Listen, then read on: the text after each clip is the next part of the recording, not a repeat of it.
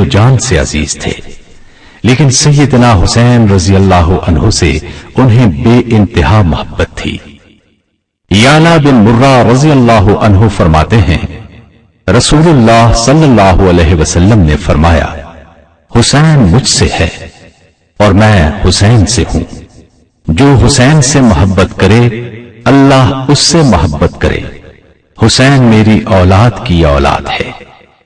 نبی کریم صلی اللہ علیہ وسلم سیدنا حسن اور سیدنا حسین رضی اللہ عنہما کے لیے اکثر دعا فرمایا کرتے۔ سیدنا عبداللہ بن عباس رضی اللہ عنہما فرماتے ہیں کہ رسول اللہ صلی اللہ علیہ وسلم حسن اور حسین رضی اللہ عنہما کو دم کرتے اور یہ کلمات پڑھتے، اعیذکما بکلمات اللہ التامہ من کل شیطان وہامہ ومن کل عین لامہ۔ میں تم دونوں کو اللہ تعالیٰ کے مکمل کلمات کے ذریعے اللہ کی پناہ میں دیتا ہوں، ہر ایک شیطان سے اور زہریلے جانور، سام بچھو وغیرہ سے، اور ہر ایک آنکھ سے جو لگ جائے یعنی بری نظر سے۔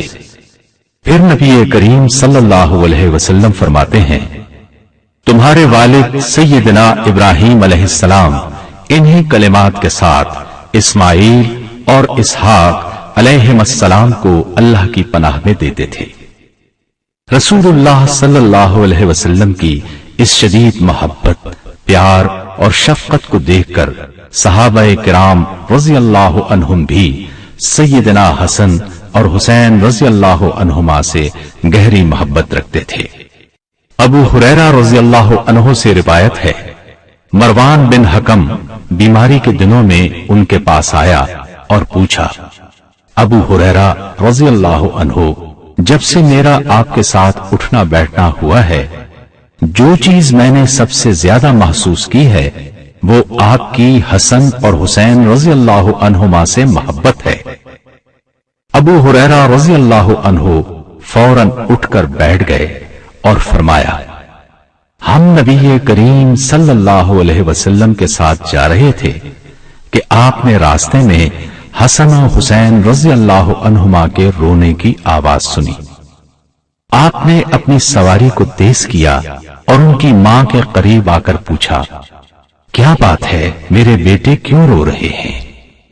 سیدہ فاطمہ رضی اللہ عنہا نے فرمایا، پیاس کی وجہ سے۔ آپ نے پانی تلاش کیا مگر نہ مل سکا۔ آپ نے لوگوں سے پوچھا لیکن کسی سے بھی پانی نہ ملا۔ آپ نے سیدہ فاطمہ رضی اللہ عنہا سے کہا، ایک بچہ مجھے پکڑا دو۔ آپ نے بچے کو پکڑ کر سینے سے لگایا، بچہ ابھی تک رو رہا تھا، چپ نہیں ہوتا تھا۔ آپ نے اپنی زبان مبارک بچے کے منہ میں ڈال دی، بچے نے زبان کو چوسنا شروع کر دیا حتیٰ کہ وہ خاموش ہو گیا۔ پھر ہم نے اس کے رونے کی آواز نہیں سنی۔ پھر آپ نے دوسرے بچے کو پکڑ کر اسی طرح کیا، وہ بھی خاموش ہو گیا۔ کیا یہ واقعہ دیکھنے کے بعد بھی میں ان سے محبت نہ کروں؟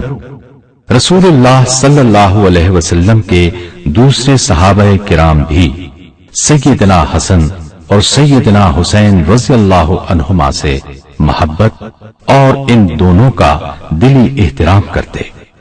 سیدنا حسین رضی اللہ عنہ کی شکل اور صورت نبی کریم صلی اللہ علیہ وسلم سے بہت ملتی تھی۔ ان کو دیکھ کر صحابہ کو رسول اللہ صلی اللہ علیہ وسلم کی یاد آ جاتی۔ سیدنا ابو بکر صدیق رضی اللہ عنہ دونوں بھائیوں سے بہت محبت کرتے تھے۔ ان کی ہمیشہ کوشش ہوتی کہ وہ ان کے قریب رہیں۔ سیدنا ابو بکر صدیق رضی اللہ عنہ کی کیفیت یہ تھی کہ انہیں ہر اس چیز سے محبت تھی جس سے رسول اللہ صلی اللہ علیہ وسلم کو محبت ہوتی تھی۔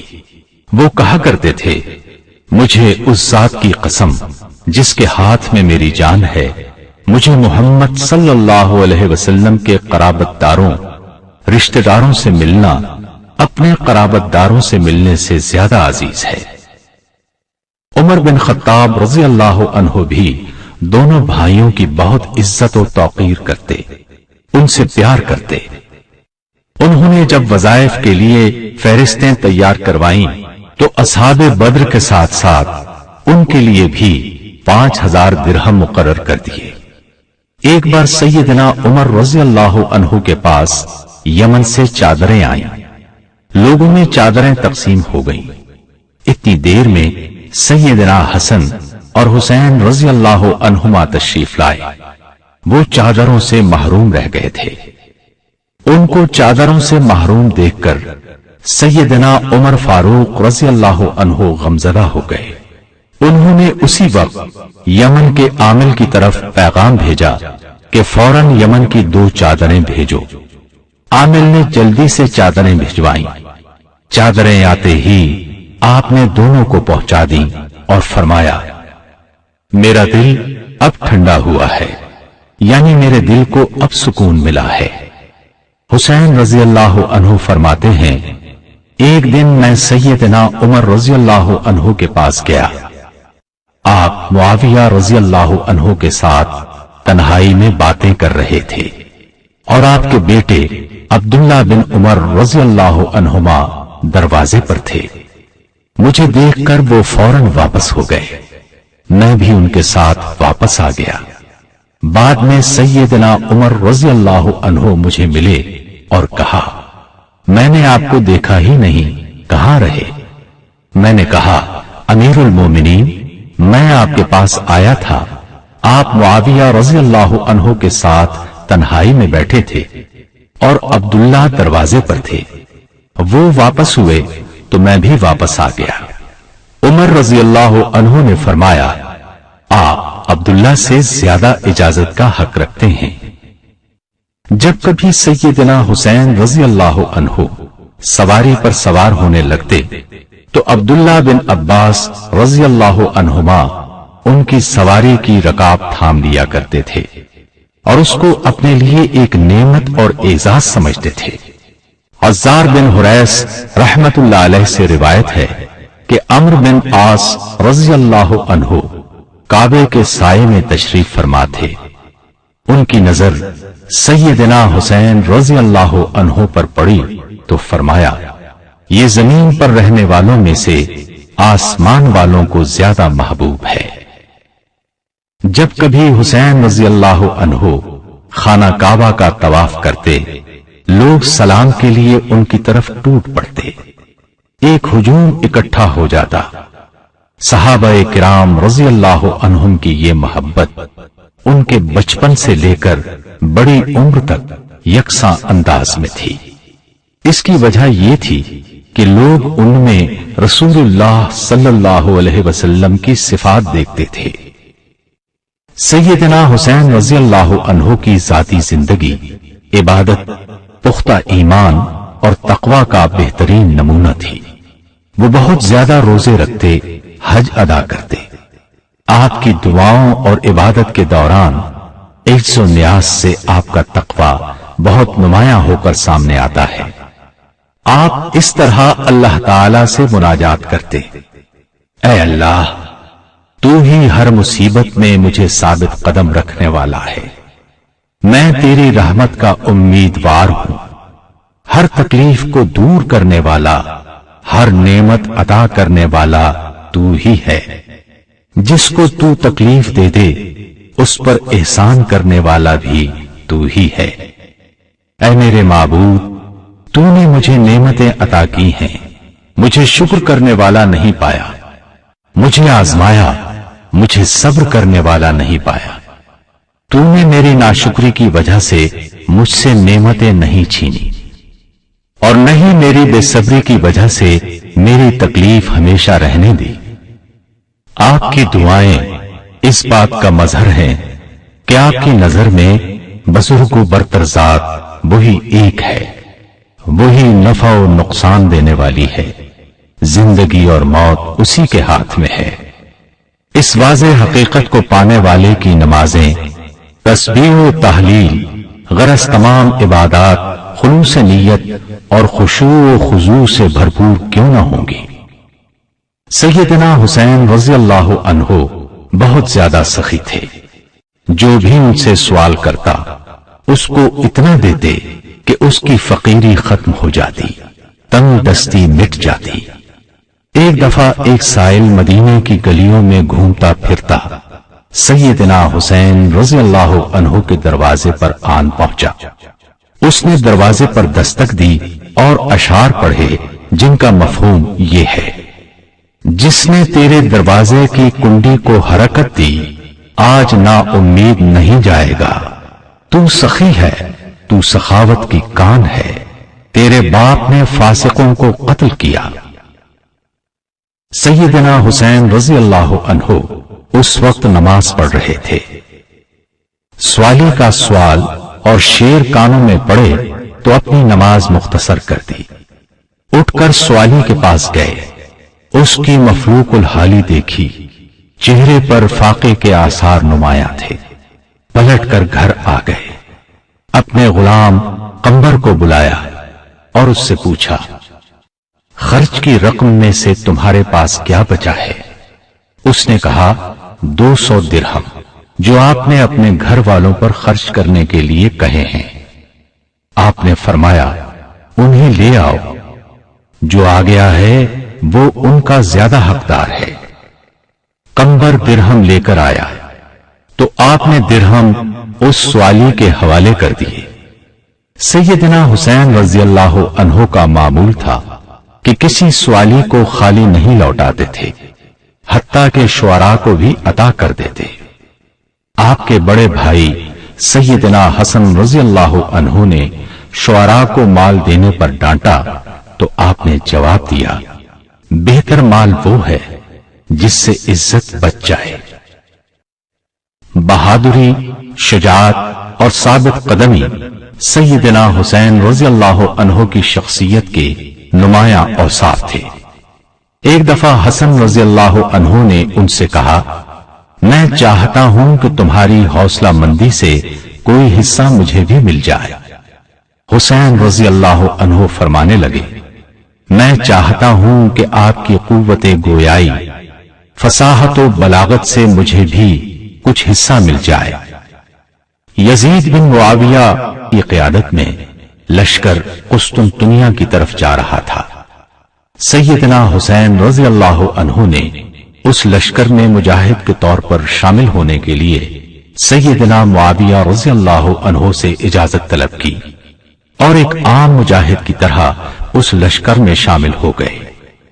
جہاد کی پکار بلند ہوتے ہی ہر چیز بھلا کر لبیک کہتے ہوئے اللہ کے دین کی سربلندی کے لیے اسلامی لشکر میں شامل ہو گئے.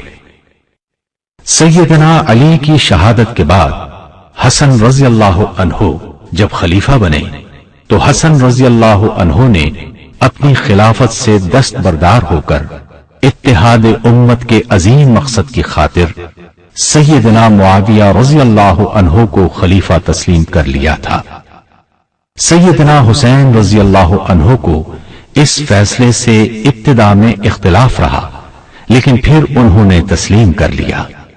یہ اختلاف یزید بن معاویہ رحمت اللہ علیہ کی خلافت پر بھی ہوا اور انہوں نے یزید کی بیعت کرنے سے گریز کیا.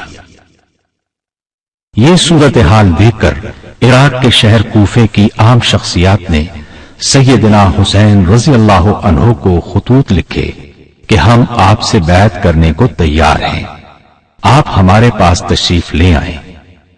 جب آپ نے کوفے کی طرف جانے کا ارادہ کر لیا تو امرا نامی ایک خیر خواہ نے آپ کو خط لکھا. خط میں اس نے سیدنا حسین رضی اللہ عنہ کو ان کے ارادے اور اس کے انجام کی ہولناکی کا احساس دلایا اور یہ بھی لکھا کہ آپ اپنی قتل گاہ کی طرف جا رہے ہیں.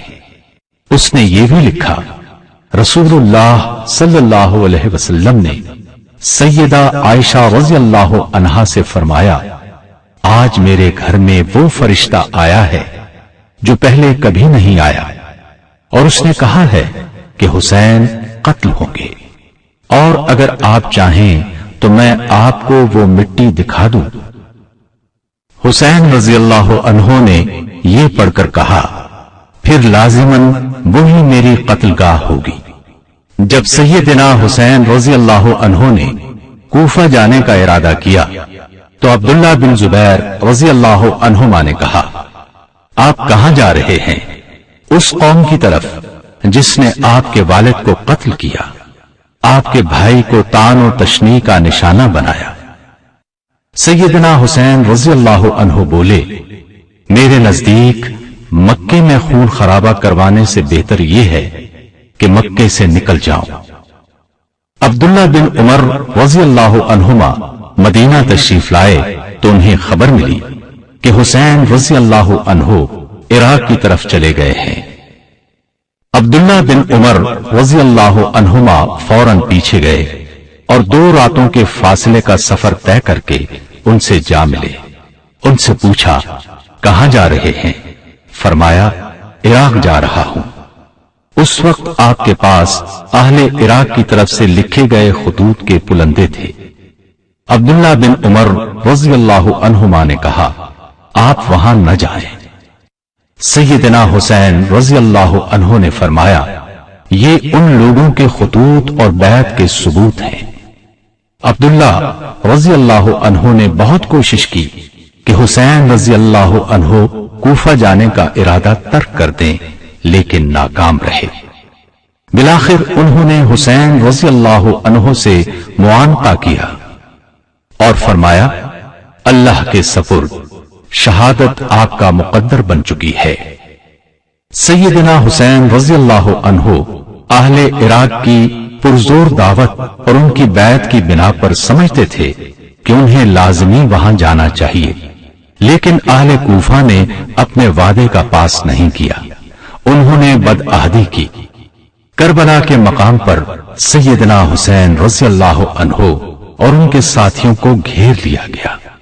آپ نے اس موقع پر 3 شرطیں پیش کی۔ اول یہ کہ مجھے کسی بھی اسلامی سرحد پر جانے دیا جائے تاکہ میں وہاں جہاد کرتا رہوں۔ دوسری یہ کہ مجھے واپس وہاں جانے دیا جائے جہاں سے آیا ہوں۔ تیسری یہ کہ مجھے یزید کے پاس لے چلو، میں اس سے اپنا معاملہ خود طے کر لوں گا۔ لیکن وہاں موجود یزید کے سپاہیوں نے اپنی باتوں پر اصرار کر کے آپ کی عزت و خودداری کو چیلنج کیا، جس کے نتیجے میں رسول اللہ صلی اللہ علیہ وسلم کے محبوب، چمنستان نبوت کے پھول، نوجوانان جنت کے سردار نے شہادت کے راستے پر قدم رکھ دیا۔